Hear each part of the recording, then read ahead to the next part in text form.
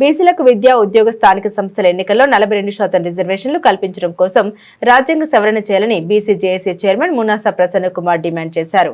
స్థానిక పట్టణంలోని టీఎన్జీఓ భవన్లో నిర్వహించిన కుల సంఘాల సమావేశంలో 40 కుల సంఘాలకు సంబంధించిన నాయకులు పాల్గొనడం జరిగింది. ఈ కార్యక్రమంలో గుంటోజు వెంకటాచారి, చిలుకరాజు, చెన్నయ్య, వైద్యుల సత్యనారాయణ, పాల్వై రవి గౌడ్, ఎరకల శంకరగౌడ్, కర్నాటి యాదగిరి, చెన్నూరు భరద్వాజ యాదవ్, నవీన్ కుమార్, దుడ్డు కృష్ణమూర్తి, అంబటి శివకుమార్, కాదీర్, వివిధ కుల సంఘాల నాయకులు పందుల సైదులు గౌడ్, గండి చెరువు వెంకన్న గౌడ్, ఐతగొడి జనార్దన్ గౌడ్, పుట్టా వెంకన్న గౌడ్ తదితరులు పాల్గొన్నారు. అంతా కూడా కలిసి నాయకులకి మరియు ఉద్యమకారులకి మరియు తోటి బీసీ బంధుమిత్రులందరికీ కూడా మరియు పాత్రికేయులకి అందరూ కూడా నేను ఉద్యమ అభివందనాలు తెలుపుకుంటూ నాపై వీళ్ళు ఇచ్చినటువంటి ఈ బాధ్యతని దీనికి ముందు ఎన్నో ఉద్యమ కార్యక్రమాల ద్వారా ఎన్నో ప్రతిఘటిస్తూ మన బీసీల వైపు పోరాడి మేమెంతో మాకంతే దిశగా మండల స్థాయిలో వెళ్ళి మేము కమిటీలు వేస్తూ బీసీ ఉద్యమాన్ని ఉద్రేకంగా లేపేందుకు మేము నిరంతరం కృషి చేస్తానని తెలుపుకుంటూ నాకు ఈ అవకాశం ఇచ్చినటువంటి బీసీ బంధువులందరూ కూడా ధన్యవాదాలు తెలుపుకుంటున్నాను. సంస్థల్లో కానీ పొలిటికల్ రిజర్వేషన్లు కావాలని చెప్పేసి ఎప్పటి నుంచో బీసీ సంఘాలు ఆందోళన చేస్తున్నాయి. దాని ఫలితంగా కాంగ్రెస్ పార్టీ 42% రిజర్వేషన్లు బీసీలకు స్థానిక సంస్థల్లో ఇస్తా అని చెప్పేసి వాళ్ళు శాసనసభలో పెట్టి ఏకగ్రీవ తీర్మానం ద్వారా మరి గవర్నర్ గారికి కానీ రాష్ట్రపతి గారికి కానీ పంపడం జరిగింది. ఆ తర్వాత కొంతమంది వ్యతిరేక శక్తులు కోర్టు ద్వారా దాన్ని మరి కొట్టివేయించడం జరిగింది. దాన్ని ఇప్పుడు ముఖ్యంగా ముఖ్యమంత్రి గారికి ఒకటే చెప్తా ఉన్నాం, మీకు చిత్తశుద్ధి ఉంటే మీరు అఖిలపక్ష సమావేశాన్ని అన్ని రాజకీయ పార్టీలతో ఏర్పాటు చేసి దాన్ని ఆల్ ఇండియా లెవెల్లో ఉన్నటువంటి అన్ని రాజకీయ పార్టీలతో సంప్రదించి కాంగ్రెస్ పార్టీ మరి దీన్ని రేపు మన డిసెంబర్లో జరగబోయే శీతాకాల సమావేశంలో పెట్టాల్సిందిగా కోరుతా ఉన్నాం. అన్ని రాజకీయ పార్టీలతో ఆమోదముద్ర వేసుకొని మరి ప్రధానమంత్రి గారికి కూడా వివరించి మా తెలంగాణ రాష్ట్రంలో బీసీలు, ఎస్సీ, ఎస్టీ కలిపి మొత్తం కూడా 92% జనాభా ఉన్నారు. అందులో బీసీలు 60% జనాభా ఉన్నారు.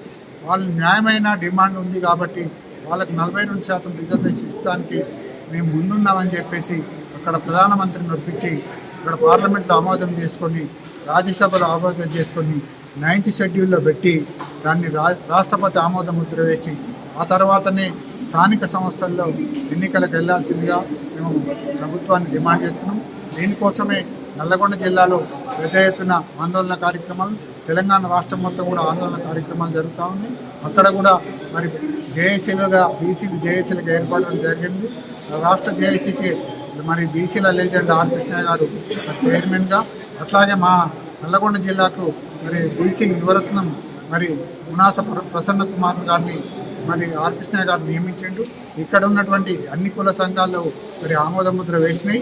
అవి మున్ముందు అన్ని కులాలను సంప్రదించి అన్ని సంఘాలను సంప్రదించి ప్రసన్న కుమార్ ముందుకెళ్ళి ఈ యొక్క 42% రిజర్వేషన్ మీద పెద్ద ఎత్తున ఆందోళన కార్యక్రమాన్ని చేపడతాడని ఆశిస్తూ మరి మరి ప్రభుత్వాన్ని మాత్రం ఇది కనుక మీరు 42% రిజర్వేషన్ ఇవ్వకుండా ఎలక్షన్లో పోతే ఘోర పరాజయం కూడా పొందుతారని చెప్పేసి ప్రభుత్వానికి హెచ్చరిస్తున్నారు.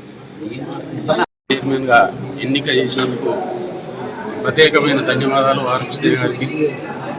మరి ఈ జేఏసీ చైర్మన్కు అర్హుడు, మంచి విద్యావంతుడు.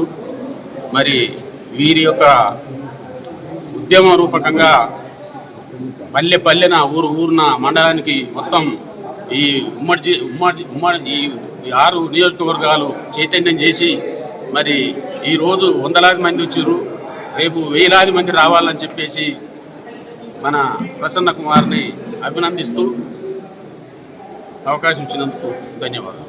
అటువంటి బీసీ కుల సంఘాలను ఒక తాటిపై తీసుకొచ్చి సమిష్టి ఉద్యమాన్ని నిర్మించడానికి ఈరోజు నల్లగొండ జిల్లా కేంద్రంగా ఒక బీసీ జేఏసీ అంకురార్పణ జరిగింది.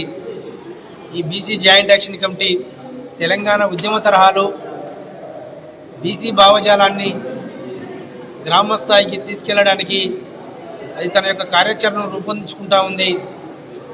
ముఖ్యంగా ఈ రాష్ట్రం లోపల, ఈ దేశం లోపల ఉన్నటువంటి మేమెంత మందిమో మాకంత వాటా మా అరగారిన కులాల వర్గాలందరిది అదే బాట సమస్త రంగాల్లో అని చెప్పేసి ఆ నినాదంతో బీసీజేఏసీ ముందుకు పోతా ఉంది. ఈ బీసీజేఏసీ బలమైనటువంటి ఉద్యమాన్ని నిర్మించడంలో భాగంగా ఈరోజు ముఖ్యంగా బీసీ కుల సంఘాలకు సంబంధించినటువంటి ముఖ్య నాయకులతో సమావేశాన్ని ఏర్పాటు చేసి భవిష్యత్తు ఉద్యమ కార్యాచరణను ఏ విధంగా రూపొందించుకోవాలి, కుల సంఘాల నిర్మాణాన్ని ఏ విధంగా చేయాలి, అస్తిత్వ ఉద్యమాలను ఏ విధంగా బలోపేతం చేయాలి, దీనికి సమాంతరంగా బీసీలకు సంబంధించినటువంటి అది విద్యా ఉద్యోగ రాజకీయాల్లో రిజర్వేషన్ల డిమాండ్ను ఏ విధంగా ముందుకు తీసుకుపోవాలనే అంశాలపైన చర్చ జరిగింది.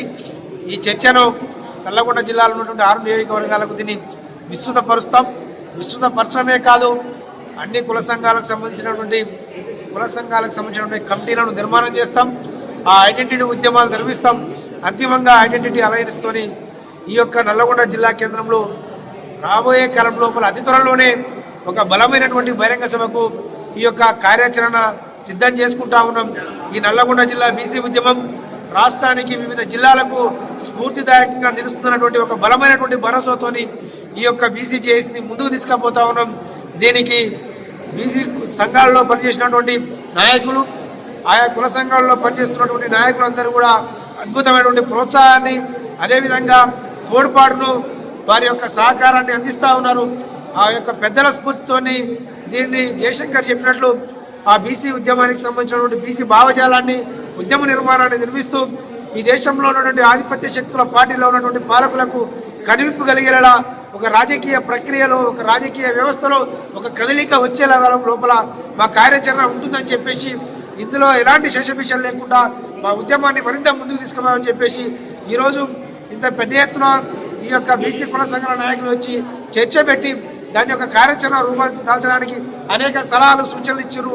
ఆ సలహాలు సూచనలు మేము వాటిని లిఖితపూర్వకంగా వాటిని నిక్షిప్తం చేసుకొని దాన్ని అమలు చేసే దిశగా మేము ముందుకు కొనసాగుతామని చెప్పేసి ఆ వైపుగా జిల్లాలో ఉన్నటువంటి బీసీ సంఘాల నాయకులు, ప్రజలు అందరూ కూడా మేధావులు, విద్యావంతులు మా ఉద్యమానికి సహకారాన్ని అందించాలని చెప్పేసి మీ అందరికీ కూడా పేరు విజ్ఞప్తి చేస్తూ ఈ ఉద్యమాన్ని మరింత బలోపేతం చేస్తామని చెప్పేసి స్పష్టం చేస్తాం.